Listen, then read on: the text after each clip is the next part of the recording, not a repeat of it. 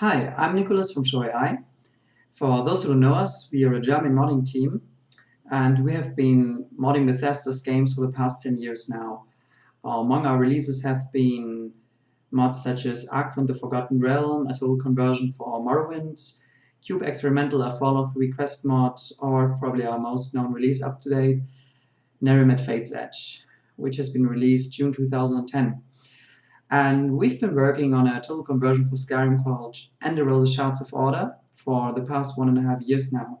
And since we make pretty good progress, we thought it would be a cool idea to start a video dev blog to give you guys some new information on our progress, introduce some new gameplay elements, show some story fragments here and there.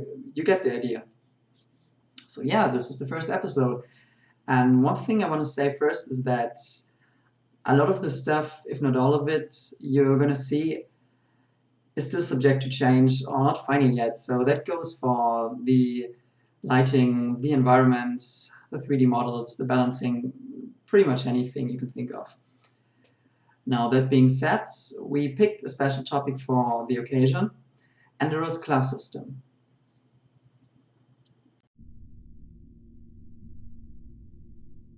So first of all, Enderal uses the same EP-based leveling system which you might already know from Nehrim, and it's pretty straightforward.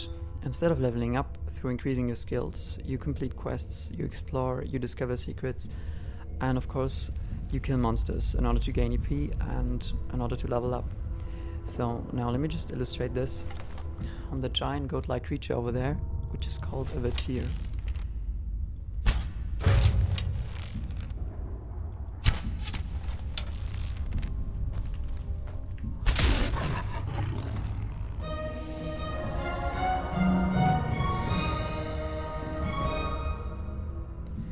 Alright, as you see, each time you level up, you gain 5 skill points, which you use to increase skills.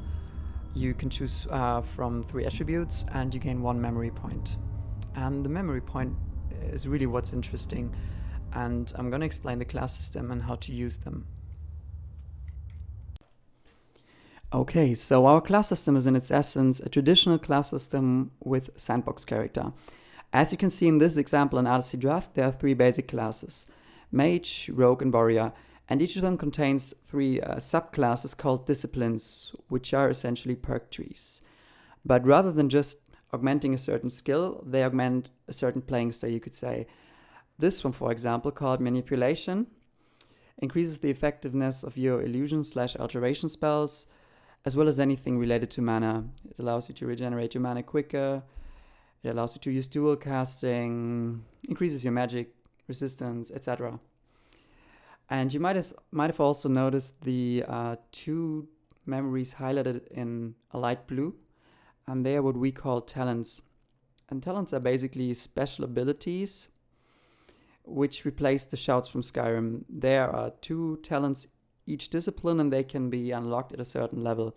But I will demonstrate these in action later, because they are really essential to the emergence we're aiming for with our system.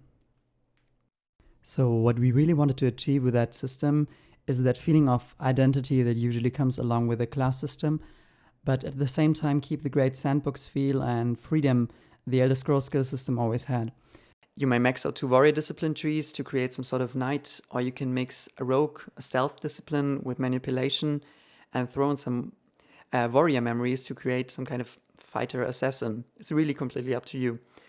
Other than in Skyrim, however, it's not really possible to max out all the disciplines. You could theoretically, but you'd have to reach level 146 in order to do that, which is rather unlikely. So the whole system really revolves around the idea of emergence, meaning that new tactics emerge from the individual build you choose for your character.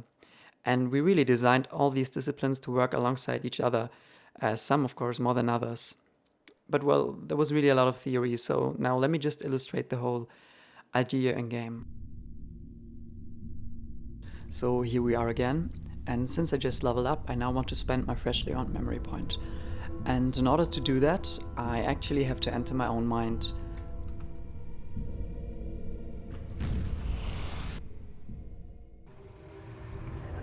So in Enderal, this is the player's mind, where he can unlock new memories. And all of these standing stones basically represent the disciplines of each class. The blue ones represent the mage disciplines, the red ones, the warrior disciplines, and the green ones, the rogue disciplines. And as you can see, I've spent all of my memory points so far into these two rogue disciplines, Vagabond and Trickery. Vagabond is everything related to ranged combat, while Trickery is like the, well, dirty fighting, poison discipline, you could say. And now I want to spend my freshly earned memory point to unlock the first talent from the Trickery discipline. And as you can see, whenever I activate one of these stars, it gives me a detailed description and some options. So now let's unlock this.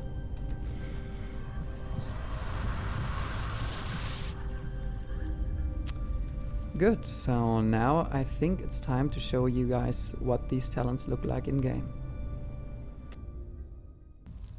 Okay, so here we are again, and I fast forwarded a little. Now we are in a Shadow Steel mine, which has been overrun by brigands. And we've been sent in to save the remaining miners. So what I really want to demonstrate in this part of the video is how I can use different combinations of disciplines to approach the same situation in different ways. And now I'm going to use the two talents Fire Arrow and Shadow Tongue Oil from the Vagabond and the Trickery discipline. Fire Arrow basically just allows me to fire up to 3 burning arrows, and Shadow Tongue Oil allows me to create a stain of slippery oil where it hits.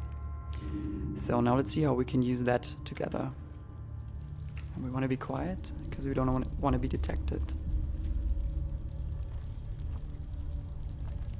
So here's some bandits. By the Black Guardian, what's taking you so long? I'm trying, damn it. This bloody thing just won't open. Then just drop it. This place will be swarming with steel crabs in an hour, and I want to be out by then. Well, then just leave, for fuck's sake. Get this chest open, no matter what. Right? Yeah, whatever.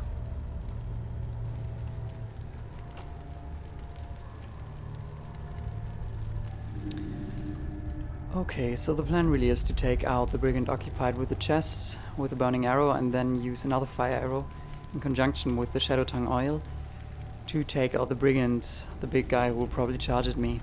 Let's see how that works. Need to wait for the cooldown so I can use the oil right away. And now.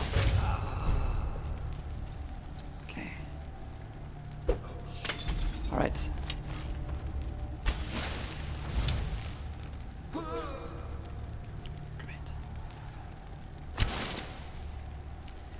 Okay, so now you saw that I just combined the talent, the oil pool, which is also useful itself, with the fire arrow, and there are actually a lot of talents who are combinable, but the player really has to find that out for himself.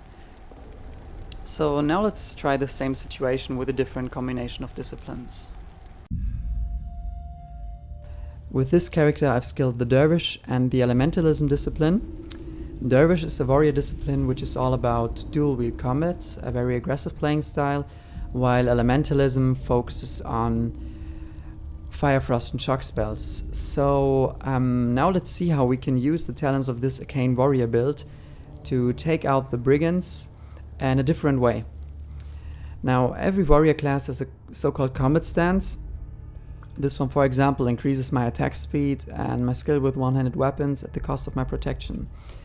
And they can be turned on and off. Now let's activate this stance. The second talent I'm going to use is the Elementalist's Frost Odor, which basically freezes enemies, lower level enemies in front of me. And in order to understand my tactic, I need to explain a new gameplay element called shattering. So shattering really just means that there's a certain chance that frozen enemies will be instantly killed, shattered. And the chance varies from weapon type to weapon type or from spell to spell. And axes, which I have currently equipped, already have a high percentage or high chance to shatter an enemy. And if you remember, the Kyranian combat stance also increases my attack speed. So my tactic really is to just go out there, freeze the brigands and try to land as many hits as possible. and hope that statistics will do the rest. So now let's see how that's gonna work.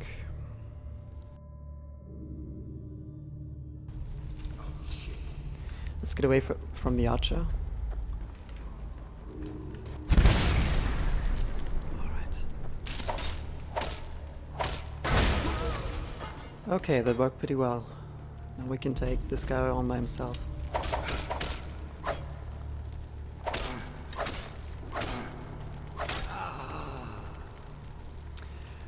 Okay, so I approached this situation in an entirely different manner than I did before. And you see, this one was really all about pushing forward and taking risks. Okay, so last but not least, I'll be going along with a very traditional mage build. So this is a blend between manipulation and elementalism.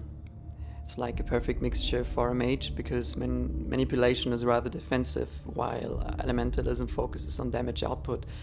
So I'm going to be using a talent called Mana Implosion, which is the second talent for manipulation and can be unlocked at level 15.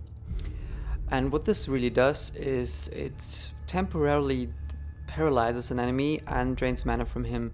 So this is really useful if you're up against a whole crowd of enemies, because you can kind of maintain a constant supply of mana. So I'll just show you what this would look like.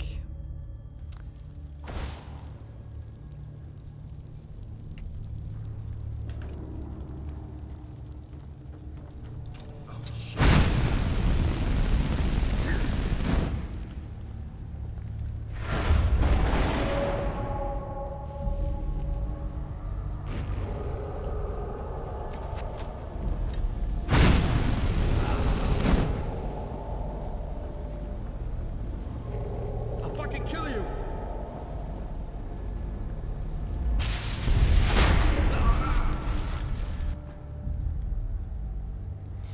Okay, so that turned out to be easier than expected, but keep in mind that these were just two ordinary enemies, and Mana Implosion is a really powerful ability, which you can use in a variety of different ways. So you can use it for crowd control, or you can use it as a, let's say, mobile mana reservoir. It's really up to you. So hopefully this first episode helped you to understand the fundamentals of our class system, even though it was just the tip of the iceberg, since there are 9 different disciplines, 27 talents, and a whole lot of memory/perks to be unlocked. And we really want to encourage the player to experiment, try out different character builds, see how talents work alongside each other, and just find his or her own unique playing style. And our level design also allows for it, so there will always be shadows to hide in, there will be bottlenecks for warriors to fight enemies one by one, or plateaus for mages to stand on. Hopefully all of this will add a lot of new tactical depth to the combat system and make it more immersive, more challenging, and more fun. Alright, so tell us what you think, and hopefully we'll see you on the next episode.